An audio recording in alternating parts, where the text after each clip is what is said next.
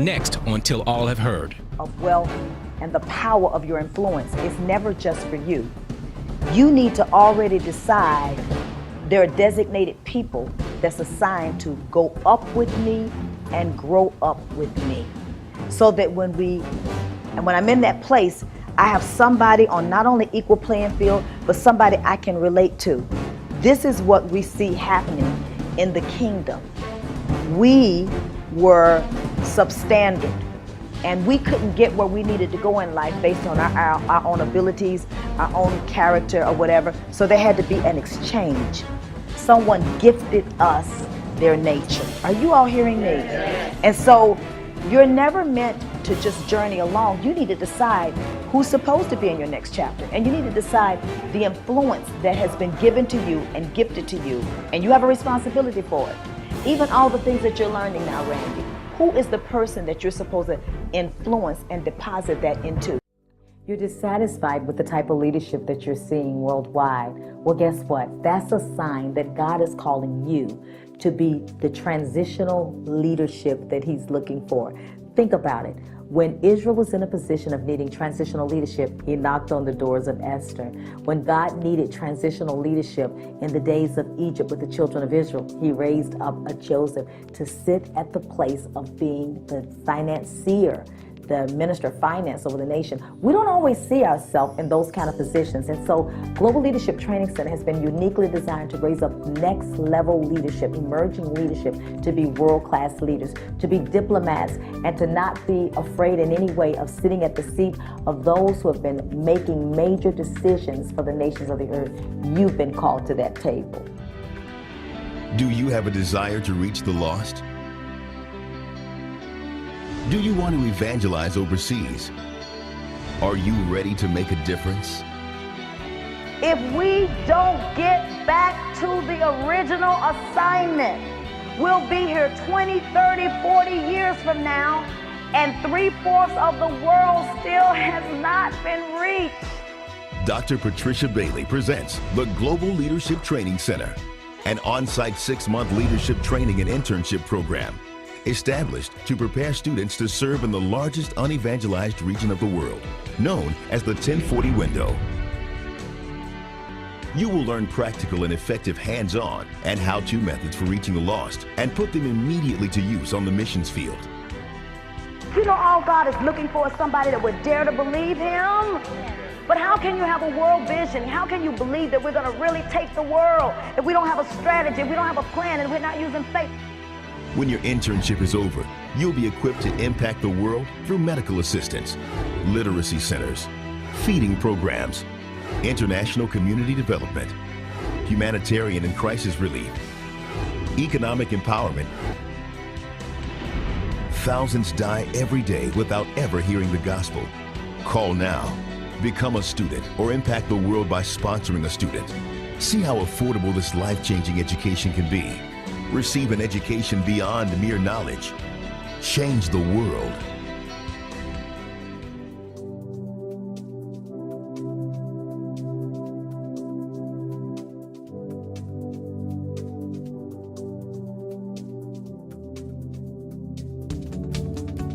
The ability to excel in every arena of life lies within the very core of our inner man.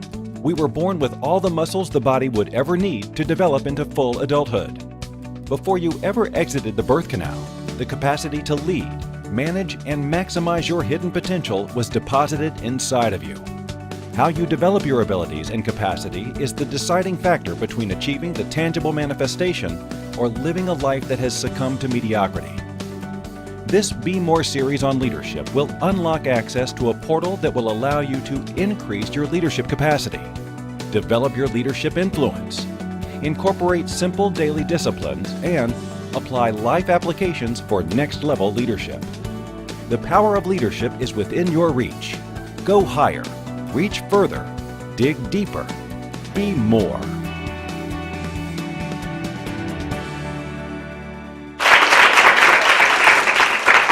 Okay, we're continuing our series on your life and leadership capabilities, Being More Life series. We believe that there's a better you inside, and I'm just going to keep placing a demand on the better you to come out. I would hope that in our last session you learned the power of influence and what you allow around you, and learning how to create atmosphere that's conducive for not only where you intend to go, but who you intend to become. People are brought into your life for a season and for a reason. You've got to learn how to discern it. You've got to learn how to manage that. You've got to learn how to. And there's, I believe, write this down, that divine timing is equal to divine purpose. Destiny timing is equal to destiny purpose. Like you made a decision to take this class. You made a decision to be here. Timing, place, purpose, knowing when to move. Knowing when to make right decisions. Knowing who to connect with. Those are the opportunities that are given. That when it's played out, it repositions our life.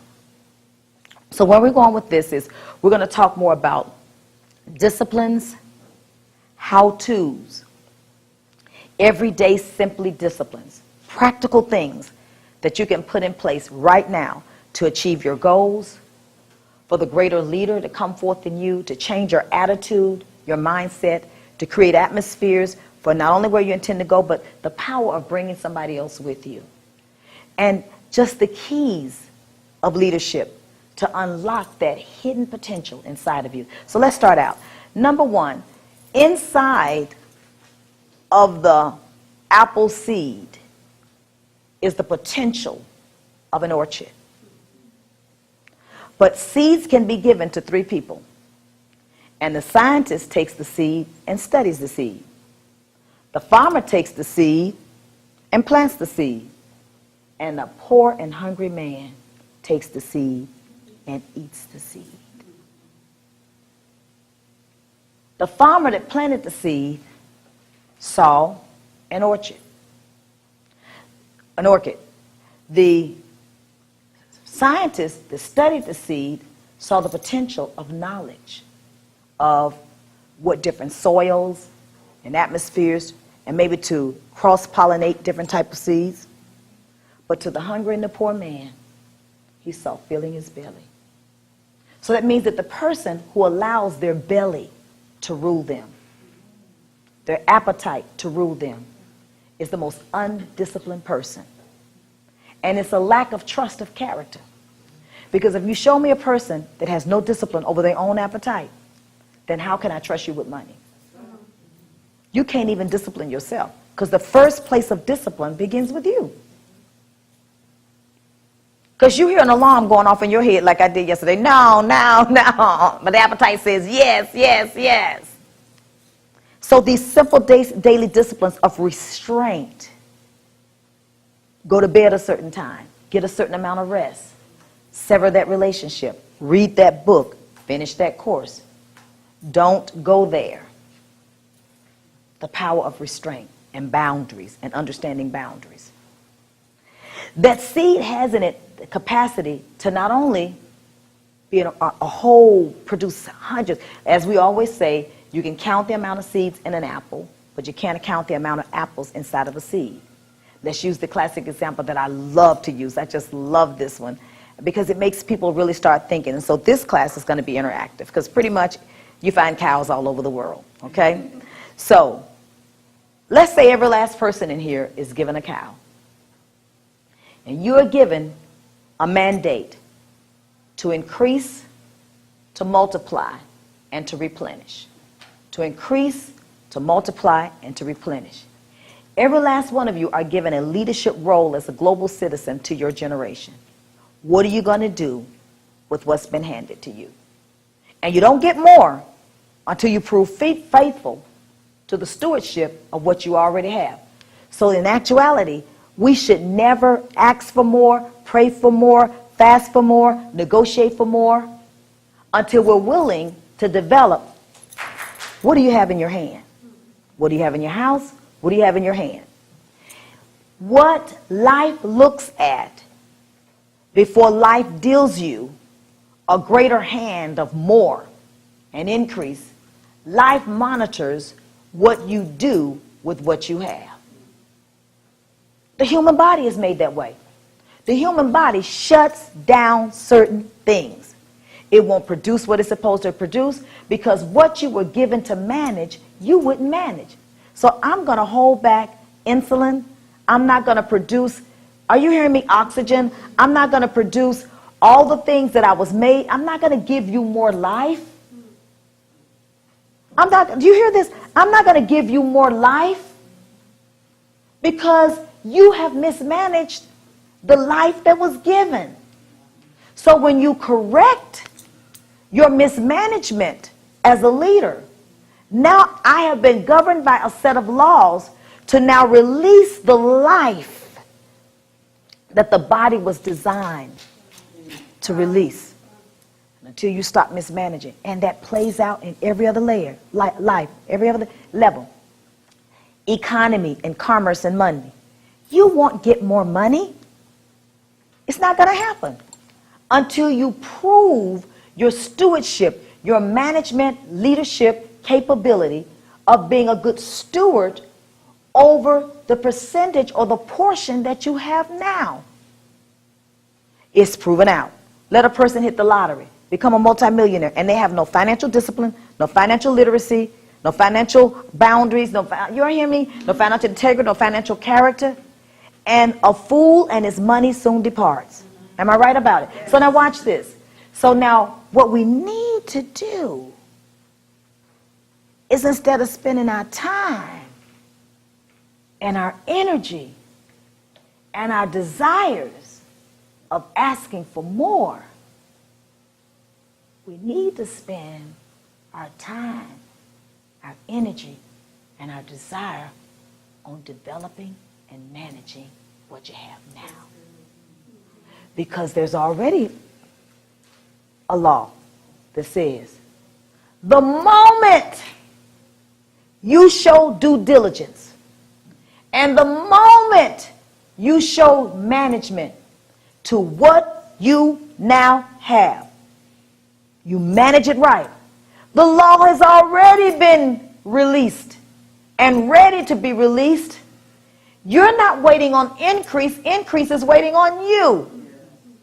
You don't have scarcity. You don't have a money problem. You have a management problem.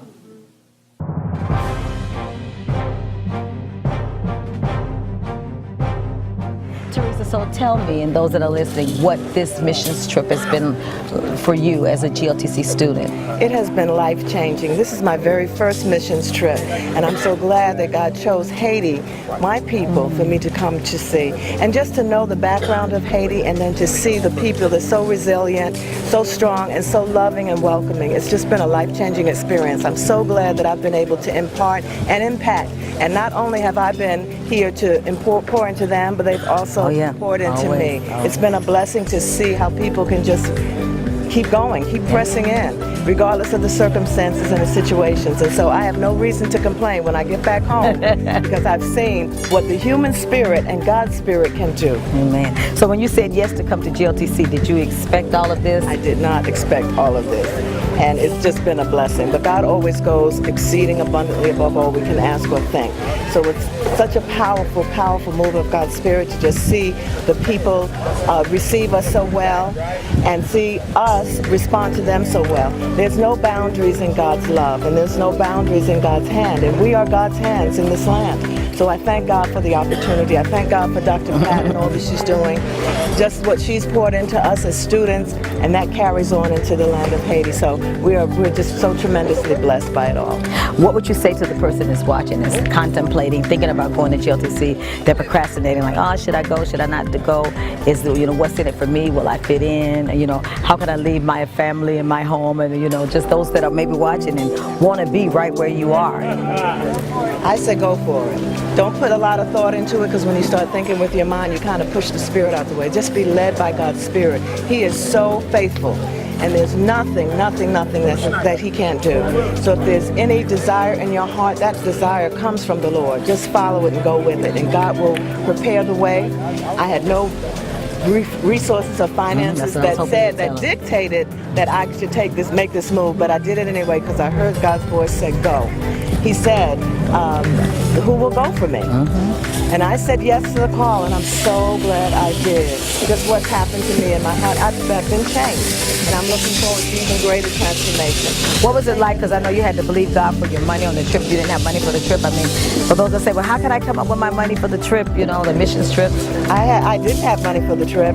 I spoke to people that I knew. My church just fully supported everything I was doing. When they heard the call and they saw what some of the things that Dr. Bailey was doing and they heard what we were doing here, they couldn't help but respond. I had other friends that I sent letters to, and the money just started pouring in. I had more than enough to come here, and I had nothing when I started out. When Dr. Bailey told us about it, I was like, where's the money coming from? But God just provided. God just... And a short amount of time, too, right? I was here 2-3 weeks, and it was done. I had it. So This is GLTC in action. So the problem is not needing aid, is developing trade and developing accountability infrastructures and rule of law. So the moment that the governance and the rule of law and the infrastructure and the accountability is intact, then the earth spits up and the earth releases an opportunity, more banking opportunities, more investment opportunities, because people won't invest where they don't trust. Why would someone trust to go into business with you and you mismanage? So we're asking for what is not lost, and we're desiring what we already have. You need to write that down. We're asking for something that's not even lost. It's not even void. Somebody shout, it's within me. It's within me. Shout it again. It's within me. Say it to yourself. It's within me. So you're your greatest challenge. Wherever you lack management, my favorite book says this: I will withhold rain and growth and increase in the field because there is no man to manage it. Genesis 2 verse 5. So if that principle holds true, and if it is true that he's the same in his principles yesterday, today, and forever, things in your life of growth and increase are held back because there's no one to manage it. He will never give you more than you can manage. And if he did, it would implode you. So as a leader, we should be developing capacities. Capacities. Instead of taking spiritual courses and being so spiritually minded, maybe we need to take some more management courses of leadership. Maybe we need to sit everybody down in leadership and say, let me govern how you manage you. They say that insurance companies now are going to put some kind of little scanner that when you go to the grocery store, they can see what you buy for groceries. And if you don't manage the right dietary laws and the right nutrition, you pay a higher policy. And I think you should. So the rest of the people who are trying to eat right, and so the people that won't eat right having to go to the doctor all the time, and the people that want to eat right got to pay equal policies, I don't think so. It's kind of like with the car. You don't ever have wrecks. You never get tickets. You should be applauded for that. And then the other person that's lawless, managerless. Are you hearing me? He even equates lawlessness to evil. It's in the book. So our challenge is not so much moral problems, management problems. Because moral problems still go back to management. You didn't manage righteousness. Management. Stewardship. That's core, essence, leadership. Now what happens if you allow people to stay in leadership who can't manage? When they mismanage leadership, they now teach all the new people the same undisciplined laws. And they all follow. Like the little duck in the front and all the other little ducks follow.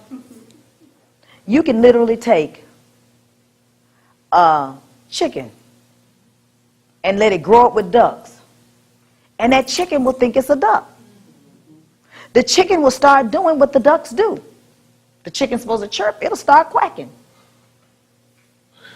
You can take, they've seen different things where animals grow up with it, and they take on the nature Why do we continue to allow a nature of mismanagement to exist in our own culture?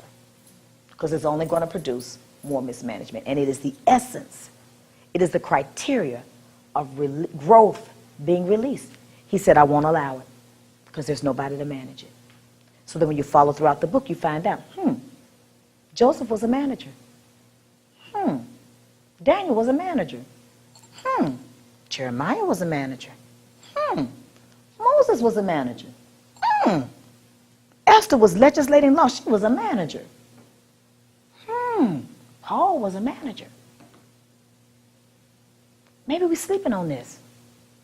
Maybe it's the simple daily disciplines of organizational structure, organizational leadership, accountability, bearing fruit, managing, governing, stewarding. If you can't steward your mouth and you can't steward your words, you just got to say whatever comes out, then you'll never steward money. If you can't manage people, you won't. You never will.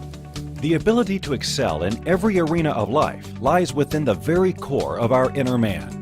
We were born with all the muscles the body would ever need to develop into full adulthood. Before you ever exited the birth canal, the capacity to lead, manage, and maximize your hidden potential was deposited inside of you. How you develop your abilities and capacity is the deciding factor between achieving the tangible manifestation or living a life that has succumbed to mediocrity. This Be More series on leadership will unlock access to a portal that will allow you to increase your leadership capacity, develop your leadership influence, incorporate simple daily disciplines, and apply life applications for next-level leadership. The power of leadership is within your reach. Go higher, reach further, dig deeper, be more.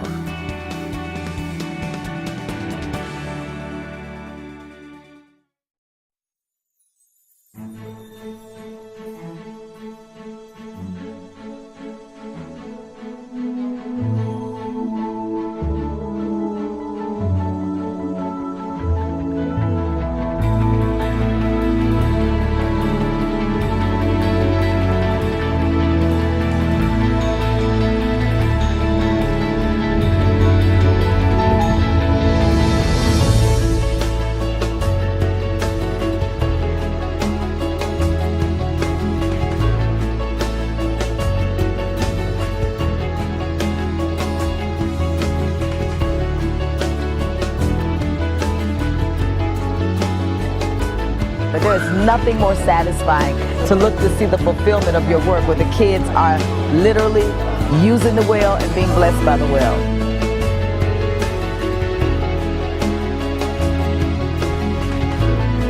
We're now about to enter the clinic. While the people are waiting to be seen in the clinic, the evangelism team is preaching the gospel to them.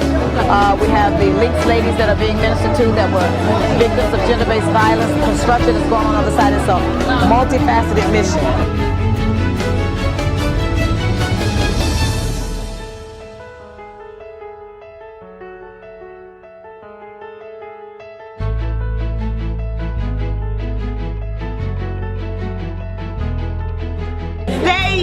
Purchased a purse, but they really need to purchase water.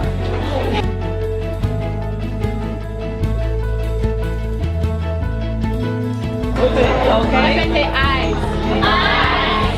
This is my nose. Index finger. What is the index finger? Correct. Get ready.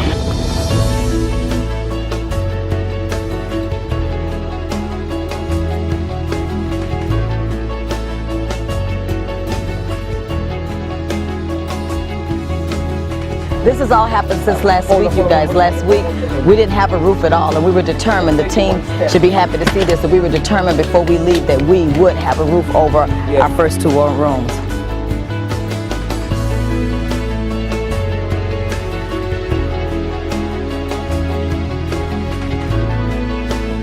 The more more support we can get, the more houses we can do, just simply put. And of course, you can go on the field with us and see where your seed is going. Just like this team that's with us today, they're able to put their hands to the construction project as well as working alongside the local constructors, contractors that are here. One widow today is going to be happy because of our seed and because of our giving. Each one reaching one. Together, we're better together, and we're making a difference.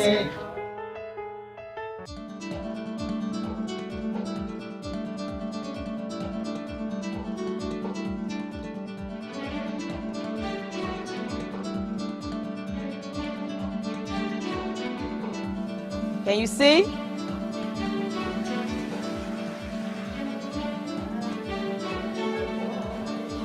Can you see?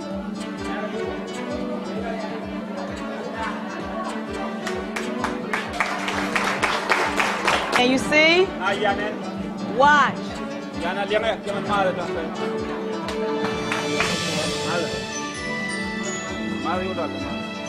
Wow.